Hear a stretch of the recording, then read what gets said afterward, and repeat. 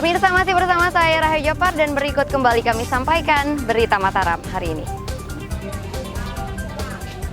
Kekurangan ruang kelas, puluhan siswa di Lombok Timur terpaksa belajar di halaman dan tempat parkir sekolah.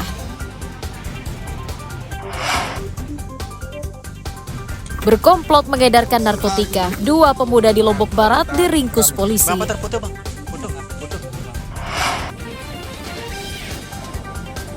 Pada episode kali ini, kami mengajak Anda untuk menikmati sensasi terapi pasir besi di Lombok Timur yang diyakini dapat menyembuhkan ragam penyakit.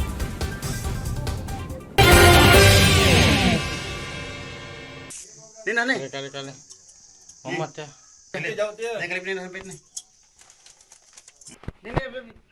Dua pemuda bernama Dola dan Erwin dibekuk tim operasional Satuan Reserse Narkoba Polres Lombok Barat karena diduga mengedarkan narkotika di lingkungan tempat tinggalnya.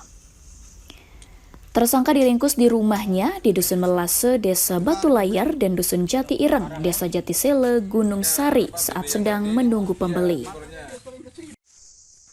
Polisi menyita sabu-sabu seberat 9,6 gram, ponsel, alat isap, dan uang ratusan ribu rupiah sebagai barang bukti kejahatan. Penangkapan tersangka atas informasi warga dan pengembangan kasus peredaran narkotika yang melibatkan tersangka lain yang telah ditangkap. Keduanya merupakan residivis kasus narkotika yang baru beberapa bulan keluar dari lembaga permasyarakatan. Penangkapan ini berawal dari informasi yang kami dapatkan dari masyarakat setempat yang menerangkan bahwa di sekitar Dusun Melase, di Desa Melase ini sering terjadi transaksi narkotika.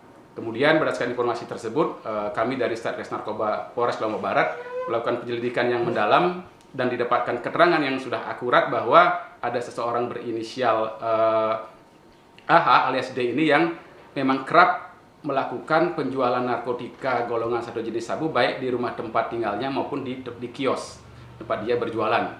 Kemudian atas informasi yang sudah kami dapatkan yang sudah akurat, kami lakukan penindakan terhadap yang bersangkutan. Kami lakukan penangkapan terhadap tersangka AH alias D ini di pagi hari.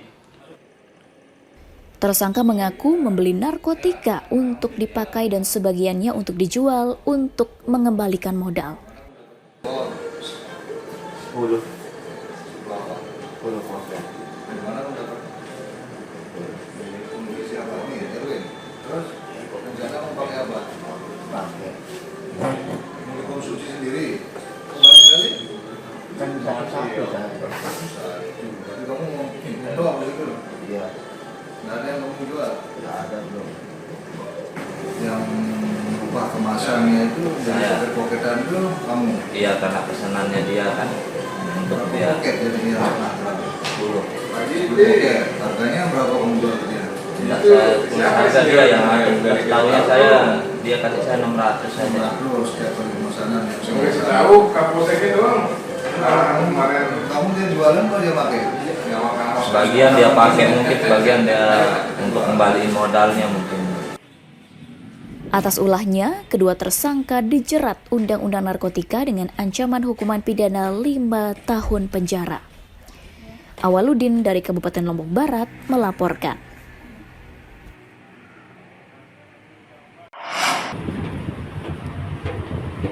Pasangan suami istri bernama Nanda Sundari dan Wardi asal Kecamatan Utan, Kabupaten Sumbawa Besar diringkus aparat Satuan Reserse Kriminal Polresta Mataram karena diduga mencuri motor dan ponsel milik keluarganya. Keduanya ditangkap di rumahnya di Sumbawa Besar atas laporan korban yang kehilangan motor dan ponsel karena dibawa kabur oleh para tersangka. Polisi menyita 1 unit sepeda motor dan ponsel milik korban sebagai barang bukti kejahatan. Kedua tersangka datang ke rumah korban berdalih untuk mencari kerja dan meminjam sepeda motor.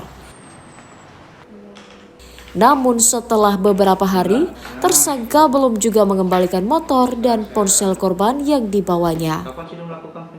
Sepasang suami istri ini datang ke Kota Mataram untuk mencari pekerjaan. Kemudian dari suami si pelaku ini mendatangi rumah korban yang dalam hal ini adalah keluarga dari suami pelaku untuk menumpang tempat tinggal sembari dia mencari pekerjaan di Kota Mataram. Karena tidak kunjung mendapatkan pekerjaan, akhirnya pelaku bersama istrinya berinisiatif untuk kembali ke Sumbawa. Namun karena belum ada modal, tidak ada ongkos untuk dipakai ke Sumbawa, akhirnya berinisiatiflah antara mereka berdua bersekongkol. Kemudian suaminya bilang, yaudah aku bawa motornya keluarga ini, coba kamu buka lemari itu, ada nggak barang-barang yang bisa kita ambil untuk kita jual atau kita gunakan ke Sumbawa. Tersangka mengaku menggadaikan motor korban karena bingung tidak memiliki ongkos untuk pulang ke kampungnya. Terus ini, nah pada saat kamu curi barang-barangnya korban itu, korban lagi kemana? Pergi jualan ke pasar. Alasan kamu curi barang-barang korban itu apa? Pakai buat ongkos ke Sumbawa. Ongkos balik. Iya. Kan ke Mataram mau cari kerjaan katanya. Iya kan belum ada. Berapa lama kamu tinggal di? 2 hari aja, Pak. Tinggal di rumah korban 2 hari. Iya. Di HP itu kamu pakai sendiri. Tak hanya kasus pencurian motor keluarganya, pasutri tersebut juga diperiksa di Polsek Utan atas dugaan penggelapan 3 unit sepeda motor milik rekannya. Atas ulahnya, para tersangka dijerat pasal pencurian dengan pemberatan dengan ancaman hukuman pidana minimal 7 tahun penjara. Awaludin dari Kota Mataram melaporkan. Assalamualaikum warahmatullahi wabarakatuh.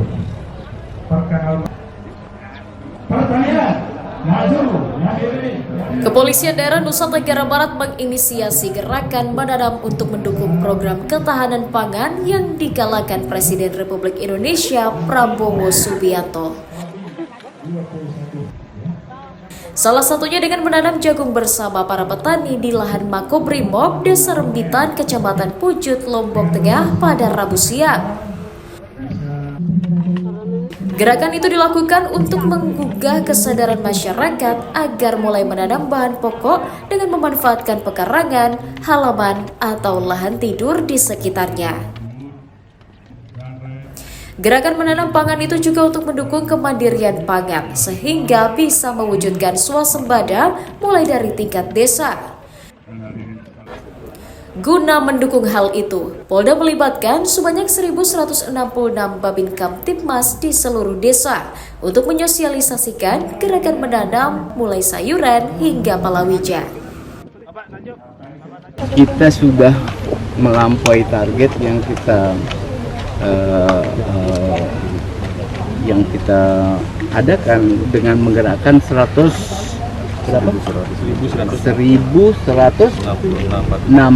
babin. Lahannya sekitar 300 lebih hektar yang kita sudah berdayakan. Kemudian lahan-lahan tidur kita sudah mulai seperti ini.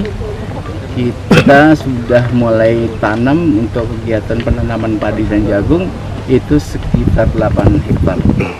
Nanti akan berlanjut. Jadi ini tahap pertama, nanti ada di Lombok Timur ada 16 hektar, kemudian di kabupaten lain juga kita akan lakukan itu. Gerakan menanam tersebut diharapkan meningkatkan ketahanan pangan sejak dini untuk mewujudkan kemandirian dan swasembada hingga tidak perlu mendatangkan bahan pangan dari luar daerah. Lukmanul Hakim melaporkan dari Kabupaten Lombok Tengah.